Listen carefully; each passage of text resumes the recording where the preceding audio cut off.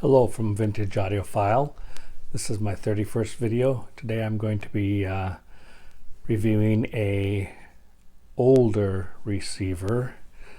It's about 50 years old, maybe even just a slightly little bit older than that. It is a Scott 342-C model, and it is from a company that is now defunct, but back in the 60s and up through the 80s they were around. They had their greatest success in the 60s and early 70s. They had a very good reputation, and they made quite a splash in the electronics business. Problem was they didn't have the greatest of marketing, and they tried to expand too fast, offered too many models at once. People were confused by what to buy from them, and as such, the original company ended up filing for bankruptcy in 1973, and it was bought out by another company who retained the name but brought in their own engineers and everything. And for a little while the quality was really good, and eventually the quality started going downhill till finally they just folded, probably around the late 80s. But their early stuff was quite good. It was a little different than a lot of the components that were out there by the Japanese brands. This was a strictly US made unit. They didn't outsource any parts. It was all parts that you could get from US manufacturers, and as such, that made them a little bit more unique in the fact that they were US made completely. And as the Japanese models, like your Sansuis and Marantzas and Pioneers and stuff like that, Techniques, started taking over the market with their massive budgets and good quality stuff. Scott just could not keep up, and they ended up, like I say, declaring bankruptcy, and somebody swooped in and bought them out, and continued with the brand for a while, but eventually they too had to fold. This one was produced around 1969 to 71, just before the initial company collapsed. This particular model and other models that were in this line were really well made, very heavy, very good components inside. This is like I say, a 50-year-old model, and it still works fine. I do have only issue that really happens with it right now is that a couple of the light bulbs are burnt out, and they're readily available to be replaced. I just haven't replaced them yet. So some of the display is showing up, some doesn't. But the important part of the display, where the FM dial is all complete, so that you can see what channel that you're tuning into. And this is got a lot of typical stuff of the day on it. Kind of has a phono selector, an FM selector, then what they call a extra 1 and extra 2, which are basically two auxiliaries. One of them can be used and is actually on the back labeled as tape in and out for a tape deck. Then it has your bass, treble, balance, and loudness, aka volume button. Your loudness is actually also your power button. You turn it all the way to the left to turn off the power, and then turn it clockwise to turn it on. And the farther you turn it, the louder it gets. Also, it has kind of a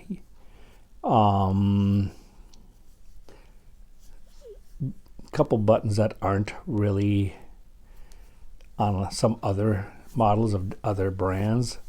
It does have a high-low filter, and it does have tape monitor for your listening to your tape, stereo mono button, a muting for the FM, speaker 1 and speaker 2. Speaker 1 on the back is screw down types, where you can put a spade type of connector on it to screw it down to listen to your channels. And speaker 2 is a set of RCA jacks that you can plug in, a second set of speakers that have RCA jacks on the end of the wire, which was a lot more common back then than it is now. It's almost pretty much unheard of now to see that type of thing.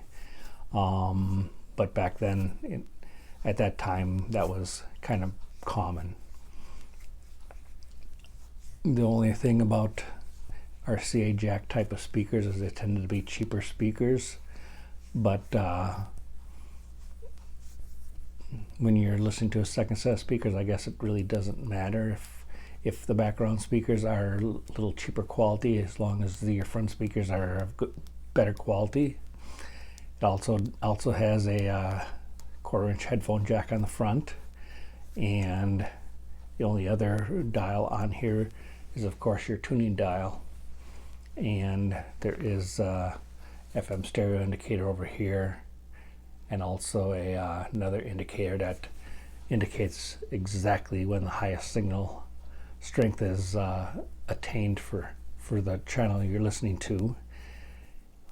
There is one other button on here, which is what they call comp, and that's kind of like a loudness button for extra bass. Like I say, it's made out of heavy gauge steel for the chassis and the back cover. The front is plastic, which was common back then, and it definitely has a good quality sound to it. Some of the components inside can wear out over the years, like any one can, but so far this one hasn't, and I'm crossing my fingers that it stays the way it is. That's one of the reasons I don't use it as much as I used to years ago, just to preserve it a little bit more. But it does have good sound quality. It has really nice radio quality. It comes in at 30 watts a channel, in 8 ohms, and around 35 watts a channel for 4 ohm speakers.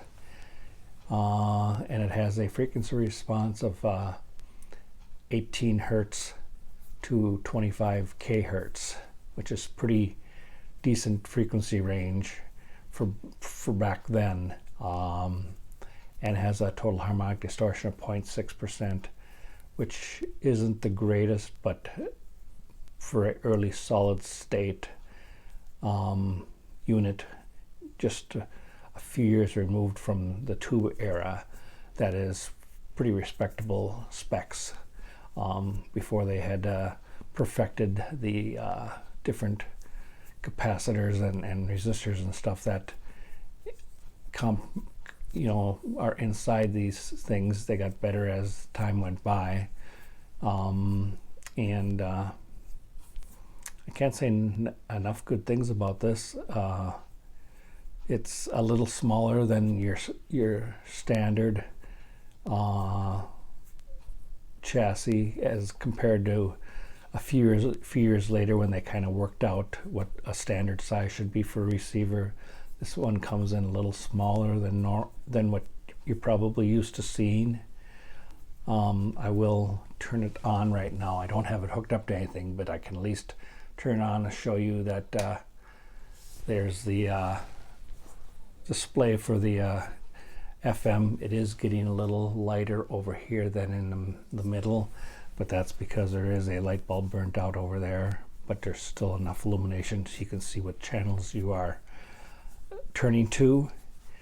And then, like I say, there's another bulb over here that would have your other indicators for signal strength and FM stereo that are not lit up right now because the bulb is burnt out. But it does perform very well. It does have separate fuses on the back for both channels for protection. So if something ever goes wrong and all of a sudden one channel isn't working, the first thing you want to do is check that fuse and make sure that fuse hasn't blown before you take off the cover and try to dig inside and try to figure out something that may not be wrong inside. Like I say, H.H. Scott had a very good reputation back then. They just couldn't compete with the big boys because they were producing bigger, better stuff at a cheaper price because their labor wasn't as much as it was here in America. But if you like to own American products, this is one of the ones you could buy. Harman Kardon was the same way for many years. Later on, they started outsourcing to other countries, but they started out being an American-only company, and their quality was really good too. But I'm not here to talk about Harman Kardon today. I'm here to talk about Scott. I do have a couple other components by them that are a little newer from the mid-70s, and the difference between this one and those are kind of night and day, not necessarily quality-wise or other type of aspects like that, but they do look more modern and more in line with what everybody else was producing. Like I say, this one probably has kind of similar features to something like a early 70 cents SUI 1000 or 2000 type of receiver, in that it kind of has similar features and around the same size. By the 73, 74 era, that's when things started changing and getting more standardized to the components of the 70s that most people recognize. But this by no means, because it doesn't look the same as those, doesn't necessarily mean that it is any different quality-wise.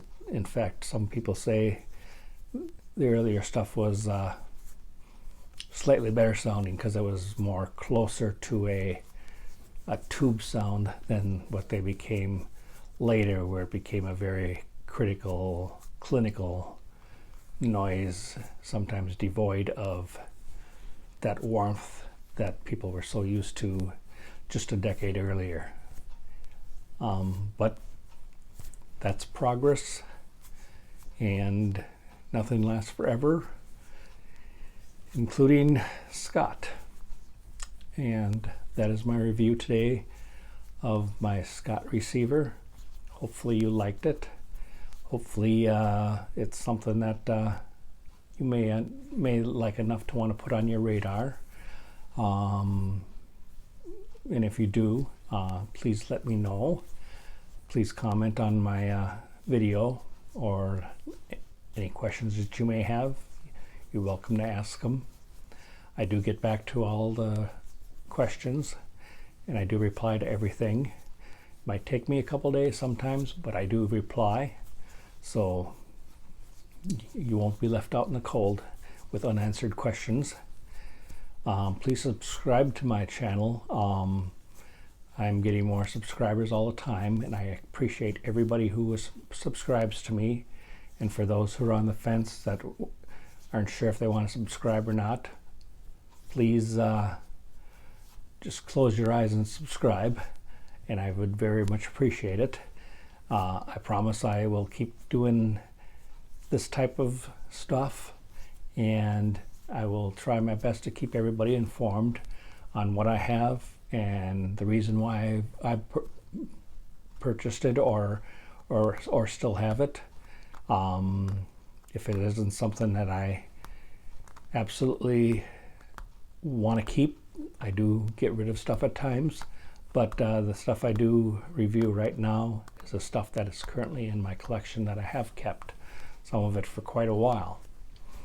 So I would appreciate it very much, like I say, if you subscribed or made any suggestions or comments. And until next time, have a wonderful day. Be safe. And I will see you next time. Bye-bye.